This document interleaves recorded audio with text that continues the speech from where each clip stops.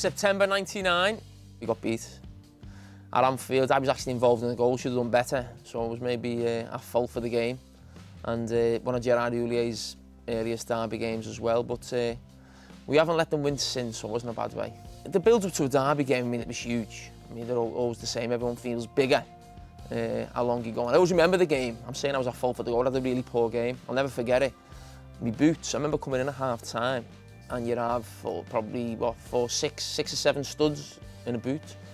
And I had 2 left on my right boot, and I was slipping all over the place. You know, I was like a lunatic at half-time, changing boots and stuff like that. I always remember, everywhere I went, just kept slipping over. It was to do with the boots. The studs hadn't been done properly, and I never wore Reebok boots again. April 2001, I think possibly my favourite derby win, favourite derby game. It's known as the Gary Mac derby. He got the winning goal, last kick of the game from about 40 yards out with a free kick. We were going for Champions League places. We'd never qualified for it before, and Everton were desperate to stop us in our tracks. I think they were fighting relegation, as they were every year at that time.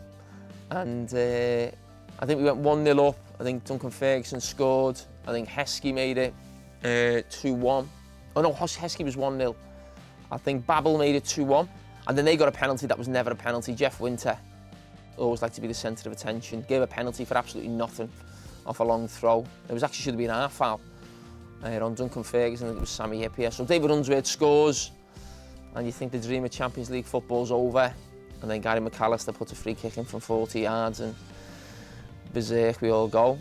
I mean, the celebrations after the game was big, because we just lost to Leeds a few days before, who were Champions League rivals. And we had 10 men. We had a player sent off before the end, so I mean, probably a draw at the end of the game, you might have been thinking, you know, decent result away at Goodison. But to get the win like that, nothing better. Last minute winner at Goodison, fantastic. Here's one from the same game, April 2001. It's me and Duncan Ferguson going in, stood showing. But he was a major part of team talks and derby games throughout all my time. He moved away for a spell at Newcastle, then came back. He was more coming off the bench then, late in derby games. But I do remember when I first got in the team, the Liverpool team, and Liverpool had a horrendous record against Everton in derby games. And a lot of it was to do with Duncan Ferguson, because he'd always raise his game in those games. But also the fear factor, I think he put in the Liverpool squad at the time. Now, of course, he caused those problems and me problems at different times, but you've got to stand up and fight against him, even though he was, 6'4", unstoppable at times when he was at his best. Sometimes some of those games were against Liverpool, but no, I think he had to fight fire with fire, and that's the 2 of us going in and giving as good as we got. Oh, September 06, I'll never forget this derby game. The Andy Johnson derby that the Everton fans called it. I think it was 3-0, and I had a nightmare. The worst derby game I've ever played in.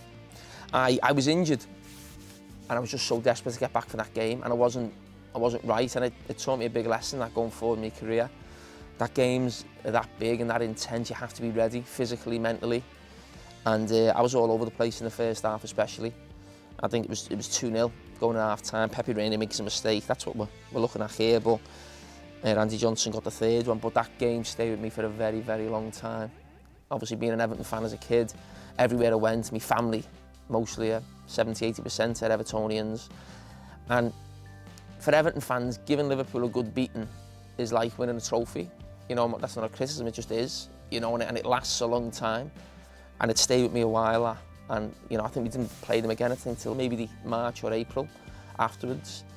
And I was just so up for that game. We didn't win that game, the following one, I think it was 0-0, but no, I'll never forget that derby game. And it stayed with me for a very long time, as you can tell. Oh yeah, this is good. October 07, next time at Goodison, and we beat them 2-1. And I give a penalty away in the last minute, that's not given.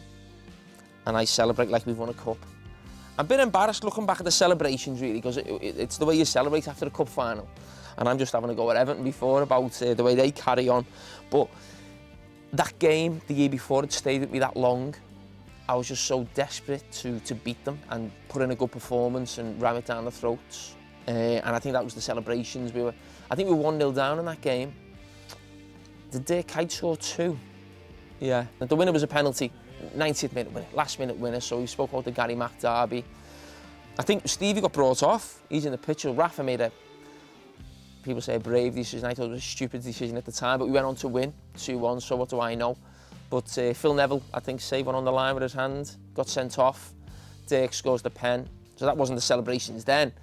Then they took a long throw in, and it's come in, and I've got older Lescott, and he's too big and strong and powerful for me, Lescott. Normally I'd try and get in front of someone or try and be a bit clever, but he backed into me, and the ball's coming. And I'm thinking, we were in the 6-yard box, he was either going to chest it and just volley it in. And I thought, well, I can't allow that to just not happening. So as he's chested it, he's coming backwards, I pulled him back with me, and we've all gone back.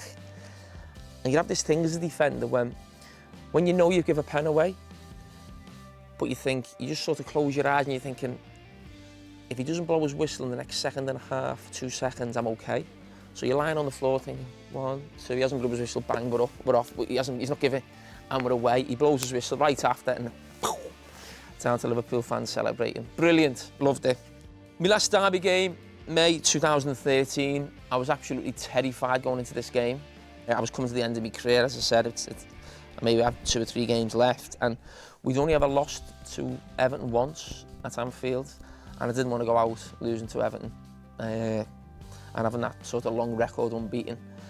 And even though we never won the game, we didn't play particularly well, I came off pleased that I hadn't lost my final derby game, so I think, I don't know the exact record, but I must have played Everton 30 odd times, and I think we lost 5, which is a great record, because for a lot of that time Everton were a really good team, always in and there about the European places, so it was always a tough game, Everton, but we had a fantastic record over them, and something I'm proud of that. I mean, sometimes you're pleased about winning trophies, of course, that's the most important thing, but to have a good record over your rivals, especially being a local lad, is almost as important.